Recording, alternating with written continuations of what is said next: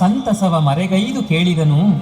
ಪರಿಹಾಸವೇನಿದಂ ಎಂದು ಅಗಜೆಯನು ಶಿವನು ಸ್ಫಟಿಕಾಕ್ಷ ಮಾಲೆಯನು ಅಂಗುಳಿಯ ಕೈ ತುದಿಯೊಳಿರಿಸುತ್ತಾ, ವೇದವನು ತಿಳಿದವನೇ ನೀಂ ಕೇಳುವುದಿದು ನಿಜವೋ?